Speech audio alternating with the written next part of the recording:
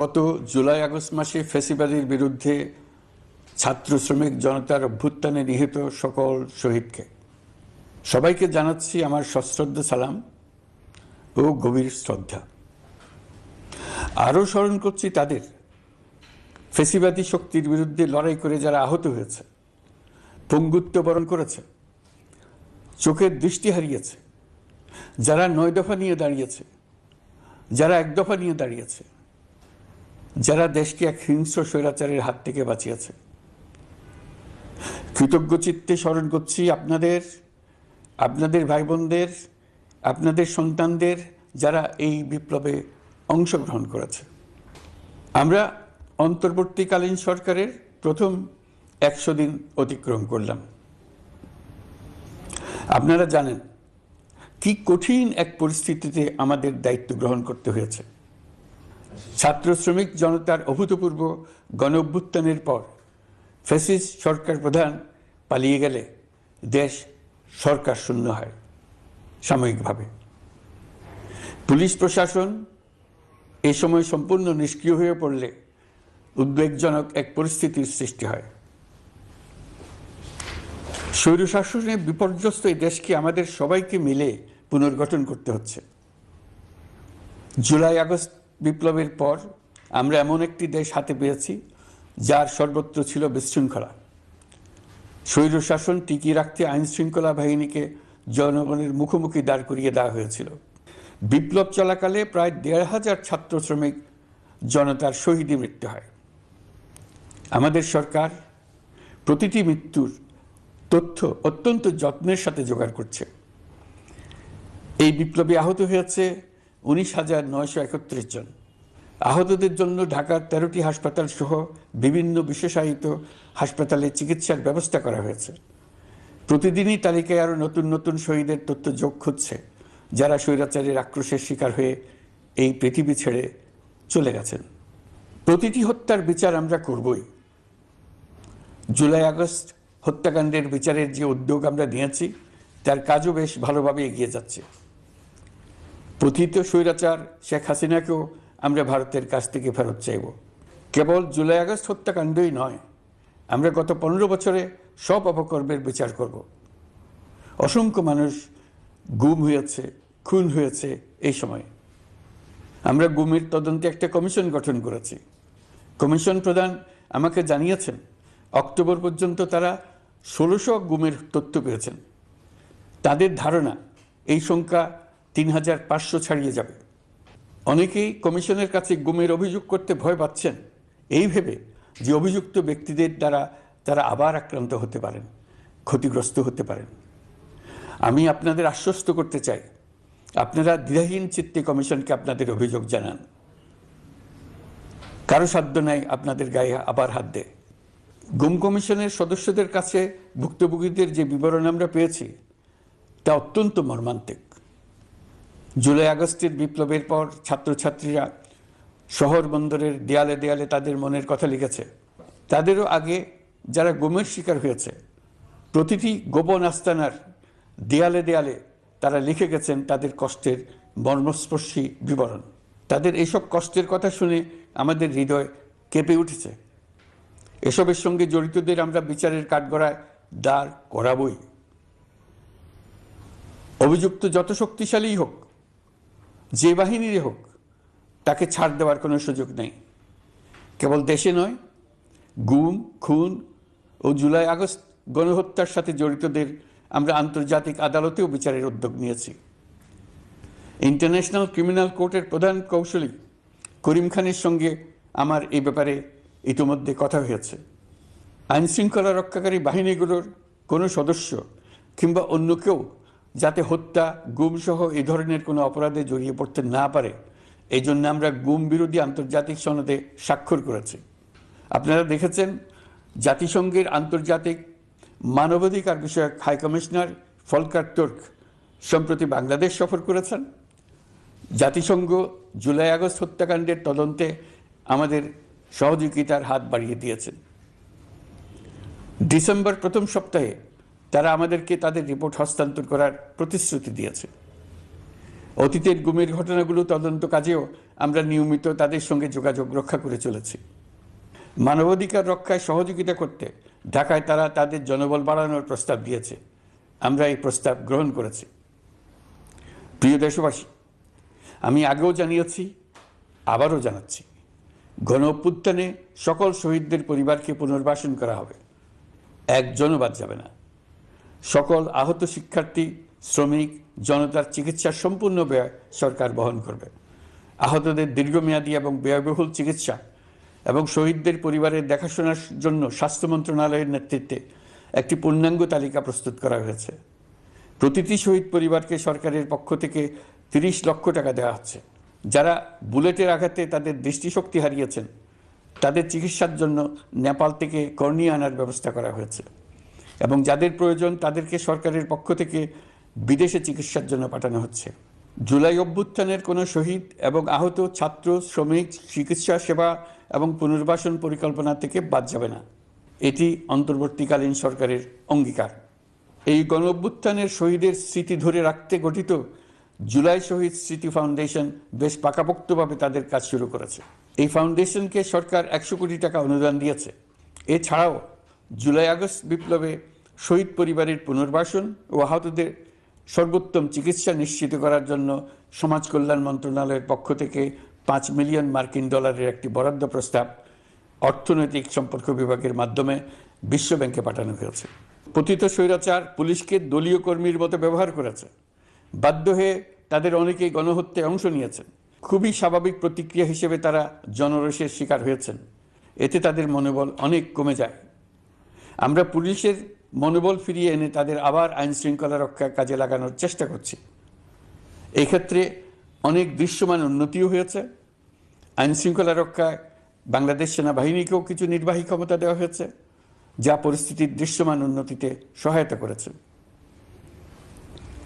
আমি আপনাদের সবাইকে ধন্যবাদ জানাই। কঠিন এই সময়ে আপনারা সবাই অপরিসীম ধৈর্যের পরিচয় দিয়েছেন।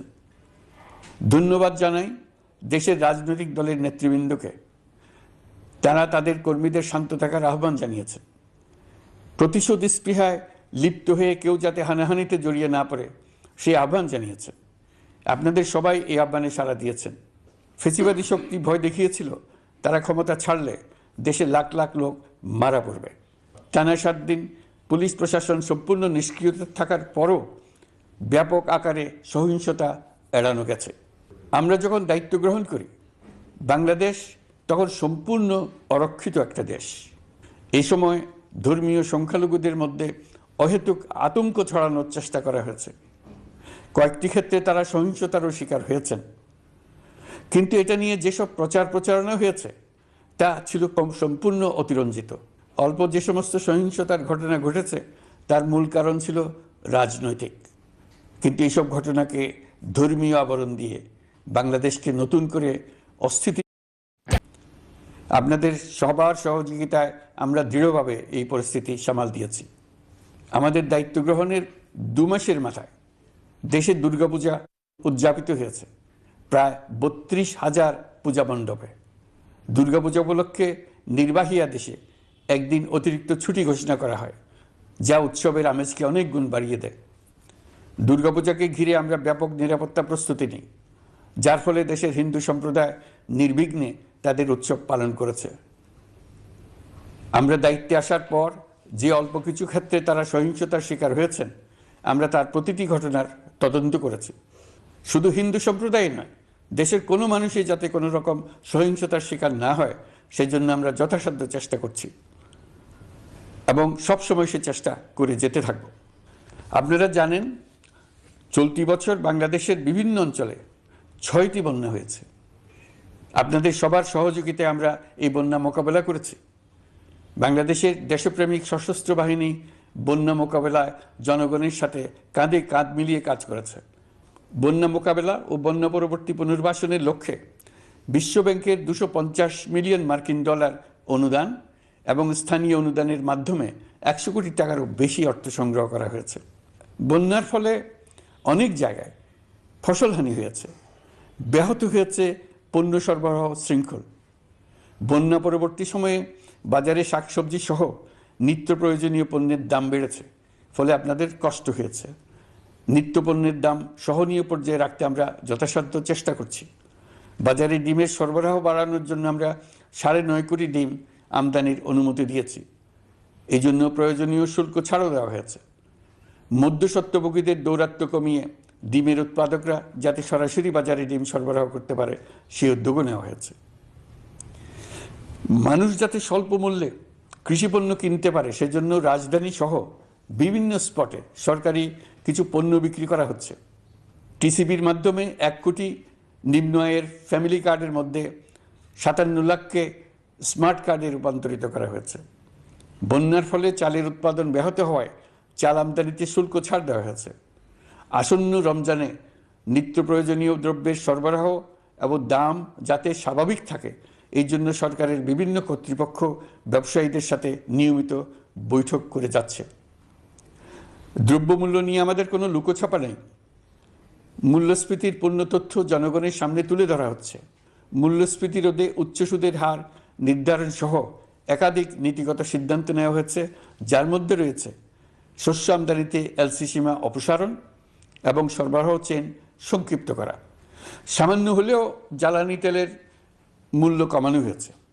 শিল্প কারখানায় গ্যাসের সরবরাহ বাড়ানোর উদ্যোগ নেওয়া হয়েছে যাতে স্থানীয় পর্যায়ে উৎপাদন ব্যাহত না হয় এবং রপ্তানি ক্ষতিগ্রস্ত না হয়। গণশুনানি ছাড়া নির্বাহী আদেশে বিদ্যুৎ গ্যাসের দাম না বাড়ানোর সিদ্ধান্ত নেওয়া হয়েছে। পরিবহন খাতে চাঁদাবাজি বন্ধের চেষ্টা করা হচ্ছে। আমরা আশা করি বাজারে পণ্যমূল্য কমিয়ে আনতে এটা ভূমিকা রাখবে। নেপাল থেকে পানি বিদ্যুৎ বাংলাদেশে আনার ব্যবস্থা করা হয়েছে।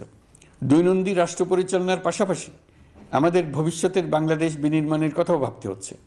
আপনারা সবাই জানেন আমাদের সবচেয়ে গুরুত্বপূর্ণ কাজ হচ্ছে একটি অবাধ সুষ্ঠু নির্বাচন আয়োজনের মধ্য দিয়ে নির্বাচিত সরকারের কাছে দায়িত্ব হস্তান্তর।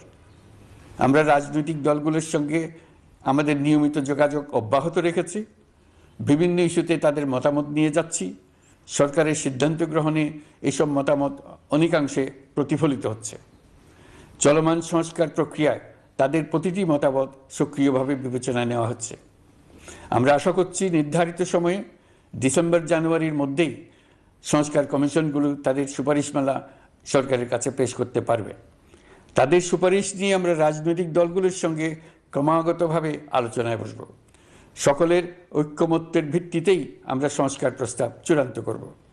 নির্বাচন কবে হবে এই প্রশ্ন আপনাদের সবার মনেই আছে, আমাদের মনেও সারাক্ষণ আছে। আপনারা লক্ষ্য করেছেন নির্বাচন আয়োজনের লক্ষ্যে আমরা প্রয়োজনীয় পদক্ষেপ নিতে শুরু করেছি। কয়েকদিনের মধ্যে নির্বাচন কমিশন গঠন হয়ে যাবে। তারপর থেকে নির্বাচন আয়োজন করার সমস্ত দায়িত্ব তাদের উপর বর্তাবে। নির্বাচন কমিশন ভোটার তালিকা হালনাগাদ সহ আরও কিছু কাজ শুরু করে দিতে পারবে, যা একটা অবাধ নির্বাচনের সাথে সরাসরি সম্পৃক্ত। প্রথমবারের মতো প্রবাসী বাংলাদেশিরা পোস্টাল ব্যালটের মাধ্যমে যাতে তাদের ভোটাধিকার প্রয়োগ করতে পারে সে লক্ষ্যেও সরকার কাজ করছে। তবে আমরা মনে করি না যে একটা নির্বাচন কমিশন গঠন করে দিলেই নির্বাচন আয়োজনে আমাদের দায়িত্ব শেষ। রাষ্ট্র ব্যবস্থায় সংস্কার আমাদের এই সরকারের অন্যতম অঙ্গীকার। আপনারাই আমাদেরকে এই ম্যান্ডেট দিয়েছেন। যেই 6টি সংস্কার কমিশন আমরা শুরুতে গঠন করেছিলাম তারা ইতিমধ্যে তাদের কার্যক্রম অনেক দূর এগিয়ে নিয়েছে। বিভিন্ন গণমাধ্যমে আপনারা তাদের কার্যক্রমের আপডেটও দেখছেন। কয়েকটি সংস্কার কমিশন ডিজিটাল প্ল্যাটফর্ম গঠন করেছে। আমার অনুরোধ আপনারা এই প্ল্যাটফর্মে উৎসাহ সহকারে আপনাদের মতামত জানাতে থাকুন। প্রথম 6টি সংস্কার কমিশনের মধ্যে একটি হলো নির্বাচন সংস্কার কমিশন। নির্বাচন অনুষ্ঠানের জন্য এই কমিশনের সুপারিশমালা অত্যন্ত জরুরি। তাদের প্ল্যাটফর্মে যান, আপনার মতামত খোলাখুলিভাবে তুলে ধরুন।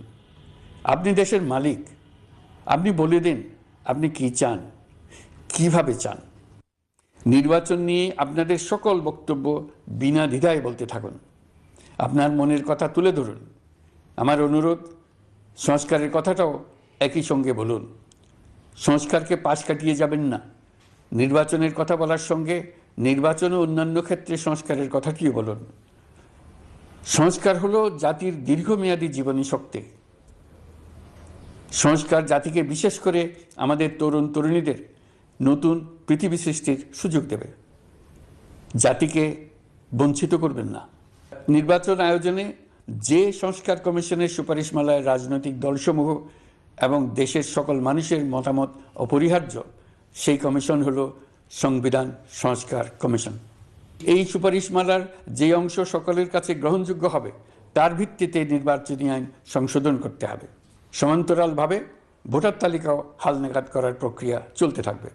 আমি নিশ্চিত নই সংস্কার প্রস্তাবসমূহ বাস্তবায়নের সুযোগ আমরা কতটুকু পাব, তবে আমি আপনাদের কথা দিচ্ছি, আপনারা সুযোগ দিলে প্রয়োজনীয় কিছু অত্যাবশ্যকীয় সংস্কার কাজ শেষ করেই আমরা আপনাদের কাঙ্ক্ষিত নির্বাচন আয়োজন করব।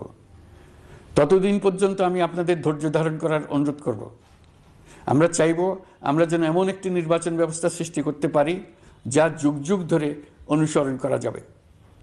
এর ফলে সাংবৎসরিক রাজনৈতিক সংকট থেকে আমাদের দেশ রক্ষা পাবে। এই জন্য প্রয়োজনীয় সময়টুকু আমি আপনাদের কাছ থেকে চেয়ে নিচ্ছি।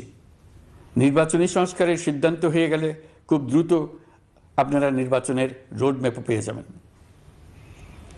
অন্তর্বর্তী সরকার সৃষ্টি হয়েছে রাজনীতিকে নীতির কাঠামোয় আনার জন্য এবং রাজনীতির জন্য নতুন পরিবেশ সৃষ্টির নিবিড় আকাঙ্ক্ষা থেকে। এই আকাঙ্ক্ষা পূরণ করা থেকে জাতিকে বঞ্চিত করবেন না। নির্বাচনের ট্রেন যাত্রা শুরু করেছে, এটা আর থামবে না, কিন্তু যেতে যেতে আমাদের অনেকগুলো কাজ সেরে ফেলতে হবে। এই ট্রেন শেষ স্টেশনে কখন পৌঁছবে সেটা নির্ভর করবে কত তাড়াতাড়ি আমরা তার জন্য রেল লাইনগুলো বসিয়ে দিতে পারি, আর তা হবে রাজনৈতিক দলসমূহের ঐক্যমত্যের মাধ্যমে। ইতিমধ্যে অন্যান্য সংস্কার কমিশনের সুপারিশমালা নিয়ে আলাপ চলতে থাকবে। নির্বাচন ছাড়াও আরও গুরুত্বপূর্ণ সংস্কার করার ব্যাপারে ঐক্যমত গঠনের জন্য অতিরিক্ত সময় প্রয়োজন হতে পারে। দেশবাসীর কাছে, বিশেষ করে রাজনৈতিক দলগুলির কাছে আমরা ক্রমাগতভাবে প্রশ্ন তুলতে থাকব, কী কী সংস্কার নির্বাচনের আগে আপনারা করে নিতে চান। নির্বাচনের আয়োজন চলাকালীন কিছু সংস্কার হতে পারে, সংস্কারের জন্য নির্বাচনকে কয়েক মাস বিলম্বিতও করা যেতে পারে। আমরা দুদিন পরে চলে যাব, কিন্তু আমাদের মাধ্যমে জাতির জন্য যে ঐতিহাসিক সুযোগ সৃষ্টি হলো, সেই সুযোগটা যেন কোনো রকমেই হাতছাড়া করে না দিই, এটার ব্যাপারে দৃঢ় থাকার জন্য আমি দলমত, নারী পুরুষ, ধর্ম, তরুণ, বৃদ্ধ, ছাত্র, ব্যবসায়ী, শ্রমিক, কৃষক নির্বিশেষে সবার কাছে আহ্বান জানাচ্ছি। আশা করি আপনারা আমার এই আবেদন গ্রহণ করবেন। দেশে সংগঠিত অন্যান্য অপরাধের বিচার প্রক্রিয়া ত্বরান্বিত করার জন্য দেশের বিভিন্ন জেলায় সহস্রাধিক প্রসিকিউটর নিয়োগ দেওয়া হয়েছে। হাইকোর্টে ইতিমধ্যে নিয়োগ দেওয়া হয়েছে 23 জন নতুন বিচারক। বিচার বিভাগকে ঘুষ ও দুর্নীতিমুক্ত করার জন্য সম্ভব সব ধরনের চেষ্টাই করা হচ্ছে। বিচারপতিদের নিয়মতান্ত্রিক উপায়ে শাস্তিমূলক ব্যবস্থা গ্রহণের জন্য সুপ্রিম জুডিশিয়াল কাউন্সিল পুনর্বহাল করা হয়েছে। শুধু বিচার বিভাগই নয়, সর্বগ্রাসী দুর্নীতির হাত থেকে দেশের সব খাতকেই রক্ষা করতে আমরা সচেষ্ট হয়েছি। দুর্নীতি দমন কমিশন পুনর্গঠনের কাজ প্রায় শেষ পর্যায়ে। দুর্নীতি ও অর্থ পাচারে অভিযুক্ত প্রভাবশালী 150 ব্যক্তির তালিকা তৈরি এবং 79 জনের বিরুদ্ধে অনুসন্ধান শুরু হয়েছে। 15% হারে আয়কর পরিশোধ করে অপ্রদর্শিত পরিসম্পদ অর্থাৎ কালো টাকা সাদা করার বিধান বাতিল করা হয়েছে।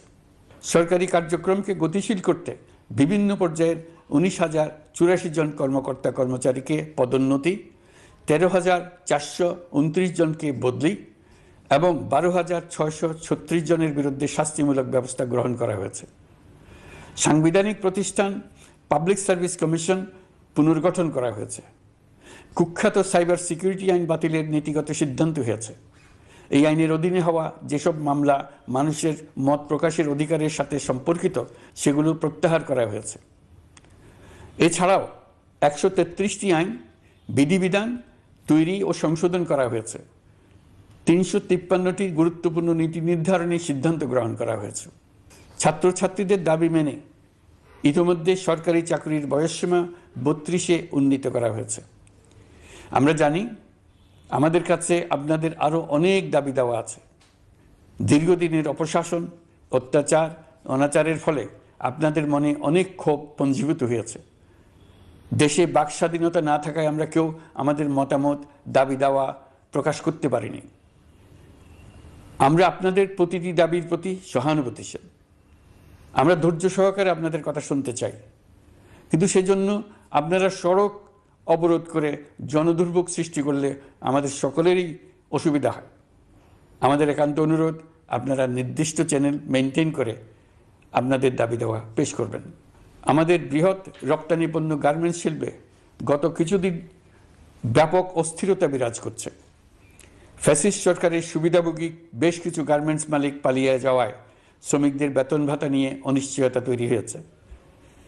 অন্য অনেক কারখানাও শ্রমিকদের ন্যায্য বেতন সহ অন্যান্য সুবিধা থেকে বঞ্চিত ছিল। শ্রমিকরা তাদের দীর্ঘদিনের বঞ্চনার প্রতিবাদ জানাতে এবং অনিশ্চয়তা থেকে মুক্তি পেতে রাস্তায় নেমে আসে। আমরা তাদের কথা শুনেছি, তাদের আলোচনার টেবিলে নিয়ে আসতে পেরেছি। আমরা অত্যন্ত আনন্দিত যে মালিক শ্রমিকের মধ্যে 18 দফার একটা ব্যাপক ভিত্তিক চুক্তি স্বাক্ষরিত হয়েছে। বড় ধরনের কোনো সহিংসতা ছাড়াই আমরা শ্রমিক অসন্তোষ নিরসন করতে পেরেছি। তারা আবার উৎপাদনে ফিরেছে। এতে প্রাণ ফিরে পেয়েছে বাংলাদেশের রপ্তানিমুখী এই শিল্প। নানা প্রতিকূলতা সত্ত্বেও অক্টোবর মাসে আমাদের রপ্তানিতে প্রবৃদ্ধি হয়েছে প্রায় 21%। আমরা যখন কাজ শুরু করেছি, দেশের অর্থনীতি ছিল বিপর্যস্ত। বৈদেশিক মুদ্রার রিজার্ভ ছিল তলানিতে। আসার কথা, এই রিজার্ভ পরিস্থিতি এখন উন্নতির পথে। গত 3 মাসে রিজার্ভে কোনো রকম হাত না দিয়েই আমরা প্রায় $2 বিলিয়ন বৈদেশিক ঋণ শোধ করতে পেরেছি। জ্বালানি তেল আমদানিতে পুঞ্জীভূত বকেয়ার পরিমাণ $478 মিলিয়ন হতে কমিয়ে $160 মিলিয়ন আনতে পেরেছি। অর্থনীতি পুনরুদ্ধারে আমরা সর্বাত্মক চেষ্টা চালিয়ে যাচ্ছি। বিশ্বব্যাংক, IMF সহ বিভিন্ন দাতা সংস্থা ইতিমধ্যে ঋণ ও অনুদান হিসেবে $8 বিলিয়ন দেওয়ার প্রতিশ্রুতি দিয়েছে, যা আমাদের ভঙ্গুর অর্থনীতিকে সচল করতে সক্ষম হবে। পতিত সরকার আমাদের জন্য যে ভঙ্গুর অর্থনৈতিক পরিস্থিতি রেখে গিয়েছে, তাতে রাজস্ব আদায়ে গতি আনতে হিমশিম খেতে হচ্ছে জাতীয় রাজস্ব বোর্ডকে। এর মধ্যেও জুলাইয়ের নেতিবাচক অবস্থা থেকে অক্টোবর নাগাদ রাজস্ব আদায়ে 9.9% প্রবৃদ্ধি অর্জিত হয়েছে। আগের অর্থ বছরের সংশোধিত বাজেটে বিপুল রাজস্ব ঘাটতি ছিল, যে কারণে এবার শুরু থেকেই রাজস্ব আদায়ের লক্ষ্যমাত্রা অনেক বেড়ে যায়।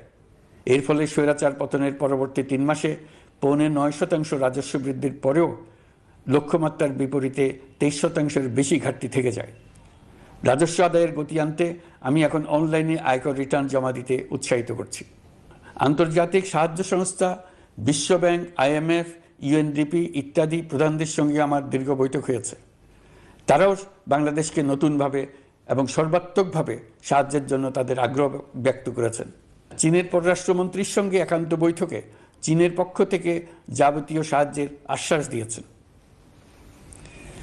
100 দিন আগে আর্থিক দিক থেকে আমরা যে লণ্ডভণ্ড অবস্থা থেকে যাত্রা শুরু করেছিলাম, সেটা এখন অতীত ইতিহাস হয়ে দাঁড়িয়েছে। এই 100 দিনে অর্থনীতি সবল অবস্থানে চলে আসছে। এটা সম্পূর্ণ নিজস্ব নীতিমালা দিয়ে হয়েছে। বলা বাহুল্য, এখনও আমাদের বন্ধুদের কাছ থেকে যে সাহায্যের আয়োজন হয়েছে তা আসা শুরু করেনি। বন্ধু রাষ্ট্রগুলো শুধু যে আমাদের বড় বড় অঙ্কের সাহায্য দিয়ে আসছে তাই নয়, তারা এই সাহায্য দ্রুততম সময়ে আসা শুরু করবে এই প্রতিশ্রুতিও আমাকে দিয়েছেন। এই সাহায্য আসা শুরু করলে আমাদের অর্থনীতি অত্যন্ত মজবুত এবং আকর্ষণীয় অর্থনীতিতে পরিণত হবে। বিদেশি বিনিয়োগকারীরাও নানা রকম বিনিয়োগে উৎসাহিত হয়ে এগিয়ে আসবে। বিনিয়োগকারীদের সঙ্গে এখন থেকে আমরা আলোচনা শুরু করে দিয়েছি।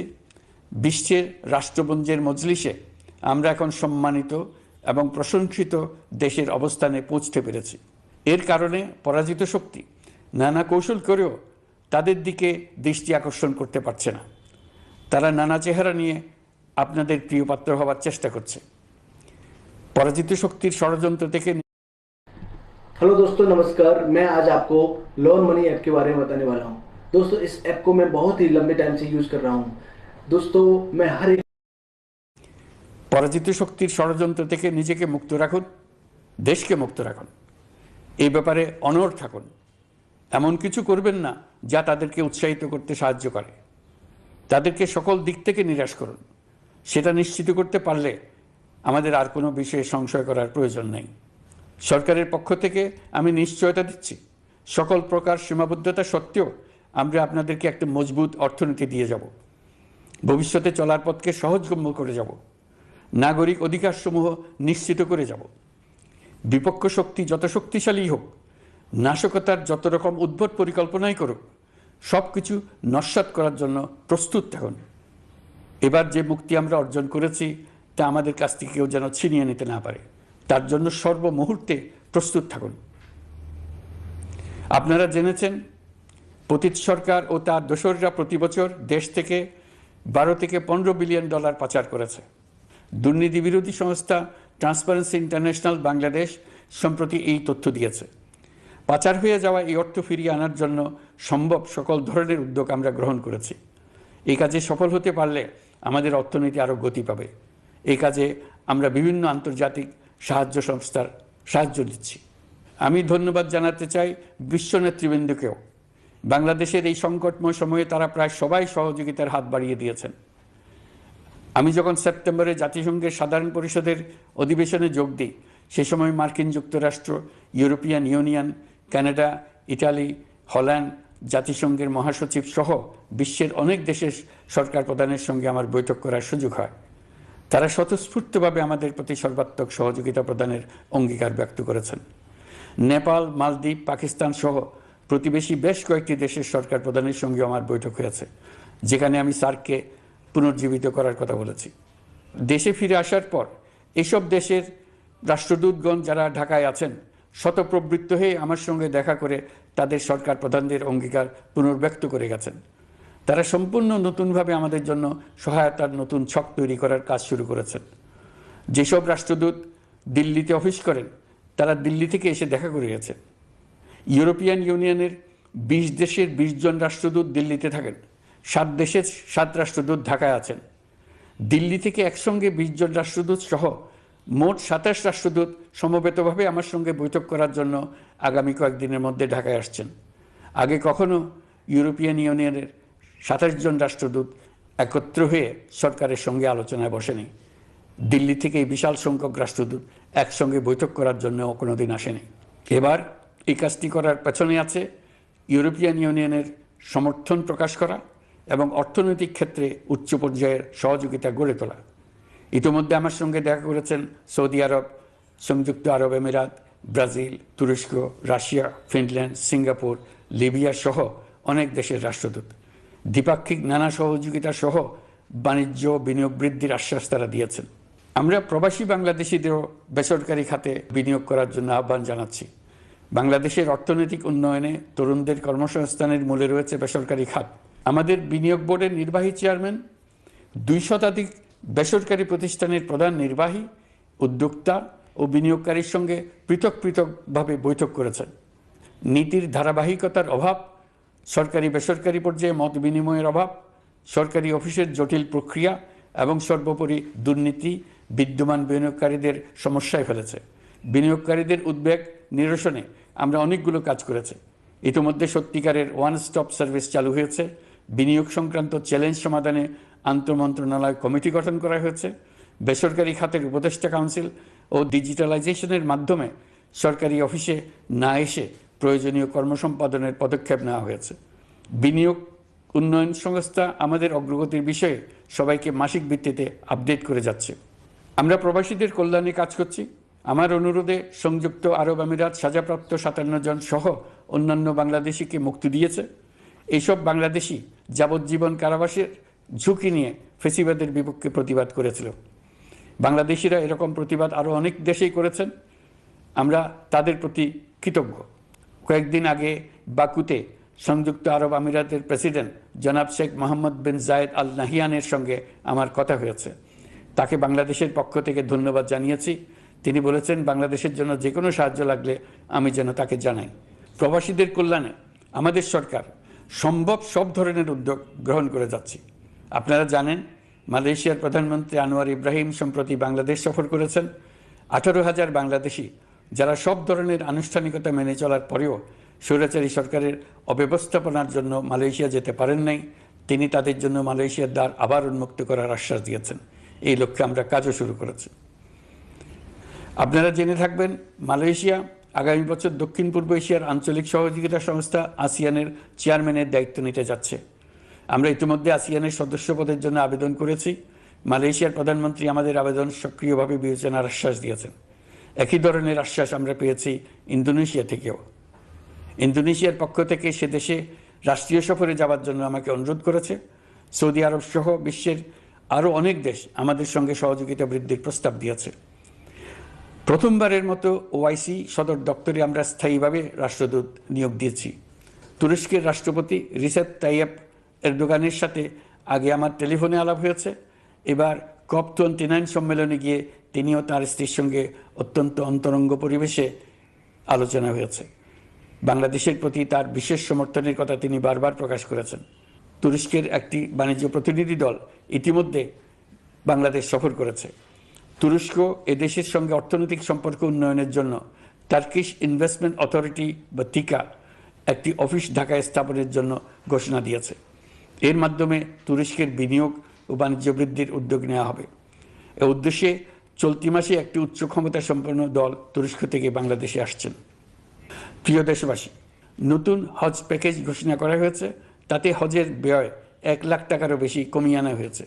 পাশাপাশি আমরা এই সিদ্ধান্ত গ্রহণ করেছি, এই বছর সরকারি খরচে কাউকে হজে পাঠানো হবে না। আমরা নতুন বাংলাদেশকে একটা পরিবেশ বান্ধব এবং জীব বৈচিত্র্যময় দেশ হিসেবে গড়ে তোলার উদ্যোগ নিয়েছি। এটি তরুণদের আকাঙ্ক্ষা, আমাদের সবারই আকাঙ্ক্ষা। সেই লক্ষ্যে আমি প্রথমেই একটি ক্ষুদ্র পদক্ষেপ নিয়েছি। সমগ্র সচিবালয়ে প্লাস্টিকের পানির বোতল ব্যবহার নিষিদ্ধ করেছি। ইতিমধ্যে সুপার শপগুলোতে পলিথিনের শপিং ব্যাগ ব্যবহার বন্ধ করার উদ্যোগ নেওয়া হয়েছে। গত কয়েক দশকে যে পরিমাণ নদী দূষণ হয়েছে, আমরা তা বন্ধ করার উদ্যোগ নিয়েছি। আপনারা সবাই অবগত আছেন, জলবায়ু পরিবর্তন আমাদের জীবনযাত্রার জন্য কীরকম হুমকি হয়ে আসছে। গত 1 বছরে বাংলাদেশ প্রায় 15টি প্রাকৃতিক দুর্যোগের শিকার হয়েছে। মানুষের সৃষ্ট নানাবিধ দুর্যোগের পাশাপাশি এসব প্রাকৃতিক দুর্যোগের বিপক্ষেও আমাদের লড়তে হচ্ছে। আজারবাইজানে জলবায়ু সম্মেলনে বিশ্ব নেতৃবৃন্দকে আমি আমার উদ্যোগের কথা জানিয়েছি। সেখানে জাতিসংঘের মহাসচিব, ইউরোপ, এশিয়া, আফ্রিকার অনেক সরকার প্রধানের সঙ্গে আমার দেখা হয়েছে। যতটুকু আলাপ আলোচনা সম্ভব হয়েছে, আমি সবার কাছে জলবায়ুর প্রতিকূল প্রভাব মোকাবেলা সহ গণতান্ত্রিক উত্তরণের পথে বাংলাদেশের অগ্রযাত্রায় সহযোগিতা চেয়েছি। তারা সবাই সহযোগিতার অঙ্গীকার করেছেন। গত 100 দিনে আমরা অনেক কল্যাণমূলক কাজ করেছি, যা এখানে স্বল্প পরিসরে বর্ণনা করা সম্ভব নয়। আমাদের সরকার স্বচ্ছতা ও জবাবদিহিতায় বিশ্বাসী। তাই আমি সরকারের সকল মন্ত্রণালয়কে নির্দেশ দিয়েছি তাদের নিজ নিজ কাজের বিস্তারিত বিবরণ নিজেদের ওয়েবসাইট ও সামাজিক যোগাযোগ মাধ্যমে প্রকাশ করার জন্য। আমি আমার দপ্তরকেও বলেছি সরকারের সব কাজের বিবরণ যাতে জনগণ জানতে পারে, এই জন্য যেন প্রয়োজনীয় পদক্ষেপ নেওয়া হয়। এই সরকারকে ব্যর্থ করার জন্য, অকার্যকর করার জন্য বিশাল অর্থে বিশ্বব্যাপী এবং দেশের প্রতিটি স্থানে, প্রতিটি প্রতিষ্ঠানে এক মহাপরিকল্পনা প্রতি মুহূর্তে কার্যকর রয়েছে। তাদের একটি বড় প্রচেষ্টা হচ্ছে আমাদের মধ্যে বিভেদ সৃষ্টি করা। পতিত সরকারের নেতৃবৃন্দ যারা এদেশ থেকে বিপুল পরিমাণ অর্থ পাচার করে নিয়ে গেছে, সেই অর্থে বলিয়ান হয়ে তারা দেশে ফিরে আসার জন্য চেষ্টা করে যাচ্ছে। তাদেরকে কিছুতেই সফল হতে দেবেন না। তারা সফল হওয়া মানে জাতির মৃত্যু, জাতি হিসেবে আমাদের অবসান। সাবধান থাকুন। তাদের সকল হীন প্রচেষ্টাকে আমাদের ঐক্যের মাধ্যমে নস্যাৎ করে দেন, যেভাবে নস্যাৎ করেছিলেন তাদের বন্দুকের গুলিকে, তাদের আয়নাঘরকে, প্রতি পায়ে তাদের অনাচারের শিকলকে। এ ব্যাপারে সবাই একমত থাকুন, ঐক্যবদ্ধ থাকুন। আপনারা সবাই ভালো থাকবেন।